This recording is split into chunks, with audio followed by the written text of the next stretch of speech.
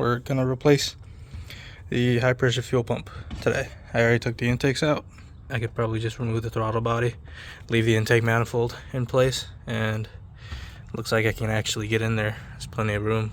So yeah, I'm gonna be using this Torx key because there should be 3 bolts holding it in. So one right here, and then one, yeah, let me focus, there we go. So there's one right here, and then one at the bottom right there. Focus, come on. And there's one at the bottom right there, and then there's one all the way in the back, next, just next to the engine wall. So I got the throttle body out. Here's the O-ring, and don't know if you're supposed to replace the O-ring or not every time you, or the gasket. I don't know if you're supposed to replace it or not every time you take it out, but mine looks okay, so I'm just gonna oil it up and put it back in when I'm done. I did clean out the throttle body. There was a bit of oil residue on the walls, and I just hit it with some brake cleaner. And yeah, I know there's throttle body cleaners, but it's kind of the same thing. And I tried not to hit any electronics. So this thing, I guess I did plug that back in. Okay, so this block is gonna have to come off. I know on some cars it's already off, and they're not supposed to be off. I'm pretty sure like people take the intake manifolds off and they never put this back in because it's a hassle to take out. And I actually completely forgot how that comes off. So, and I think it's starting to rain. That's great. Yeah, I don't think I can get to that last bolt without taking this out, or even that bottom one. That top one I can get to, and even the fuel line right there. So I got to get this out and move it out of the way. All right, so I used that rag, got in here and loosened up this fuel line right there, and that along with that one over here. Now these all of these are going to be 17 millimeter, and I learned from my last video, my ethanol sensor video, and I invested in some of these fuel line wrenches. I don't know what they're called, but flare nut wrenches, that's what it is. But I got that. It made it so much easier to take it out, and since it goes around the actual nut, it doesn't damage it like I was doing when I was using regular wrenches on my when I was installing my ethanol sensor. And yeah, there's literally no damage at all. Along with that, this line up here, I got it loose right there. You can see it shaking. You can see it shaking around over there. So it's actually just one hard line straight to the fuel pump.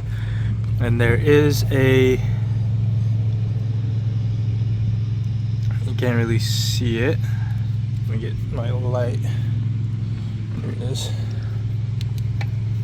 There's a 11 millimeter tab right there where my light's touching right there, and it's basically just straight down this first intake port right here. And I just used a short 11 millimeter with a universal joint with an extension, and all you have to do is loosen it, and this whole line gets loose.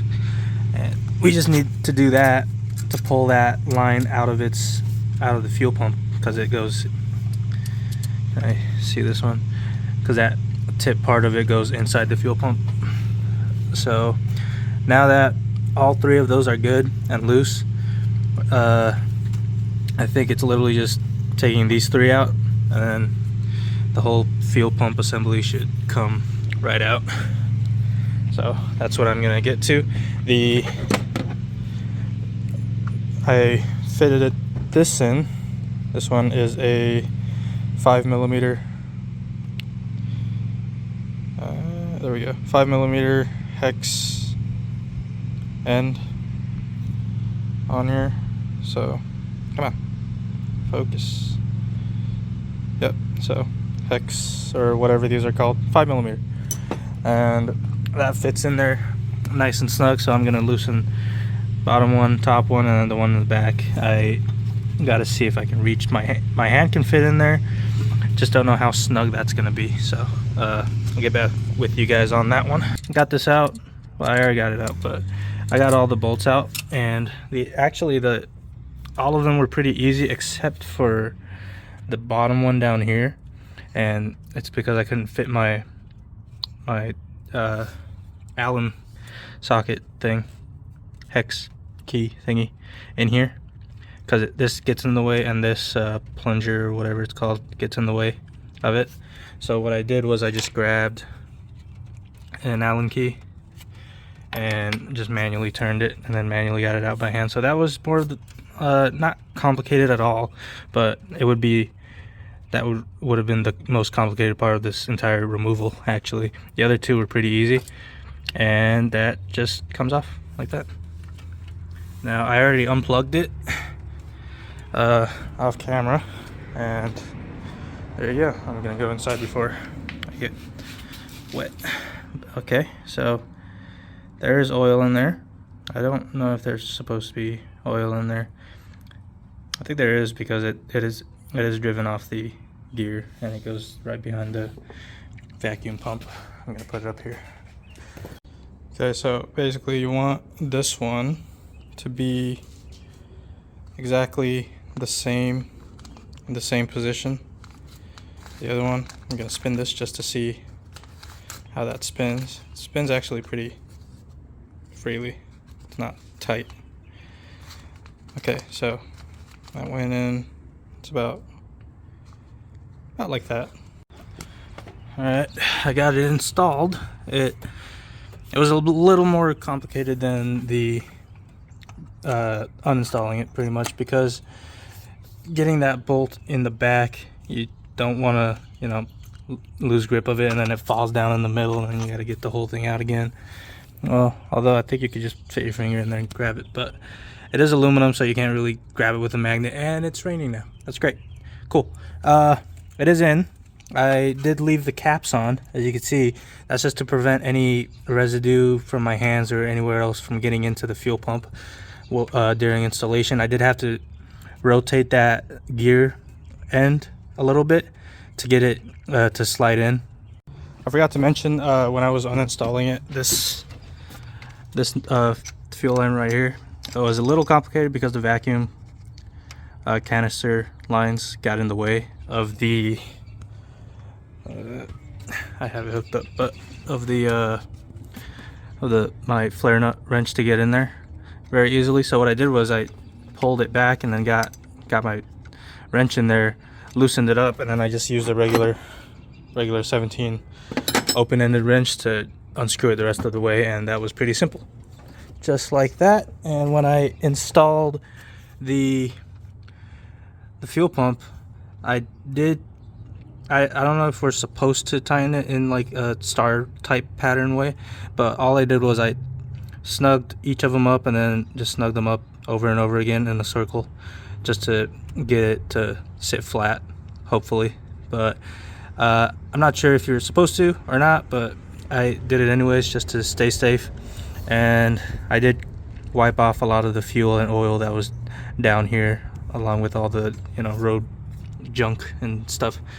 So yeah, when you do have the opportunity to clean behind the fuel pump, might as well, because it's not like it's gonna come out pretty often. And I did want to mention that it is it's getting real windy now. Okay, when you're working on any electronics like the fuel pump and stuff like that, disconnect the battery. I already have it disconnected, and I left it disconnected for 10 to 15 minutes. That gives it enough time for all the capacitors and stuff in the car to lose its charge, or, you know, lose most of its charge. I'm gonna go ahead and wrap this up super fast because it's getting real windy. Okay, I just got back from work. You can see it's already starting to rain again. So yeah, I'm gonna end the video here. Make sure you guys subscribe, like the video, and go ahead and follow me on Instagram so that you guys can keep up on more of this stuff and my other project cars. I don't have one. I just have that one. And yeah, see you guys in the next video. Thank you. Subscribe, like the video, watch my other videos if you are interested as well. Go ahead and leave a comment actually. If you guys have any tips on how to replace that fuel pump that I didn't cover in this video, go ahead and comment it down below so that people watching the video can go down there and see and watch any tips. The only thing I found from replacing it is the Allen screw on the top. Let me get outside and show you. It is raining, but yeah. Okay, so the only issue I had taking it off and back on was that lower, not that one, not the top one right there, but the lower one, because again those two things got in the way. So if you had a rounded Allen key, one of those rounded ones that can go at an angle, that would be so much more helpful to get that out. But you can do it without it, which I did, but it wouldn't be stripping it out, or be likely to strip it out. It'd be a lot easier to remove. But that's all I have. Thank you guys for watching. I'll see you in the next video.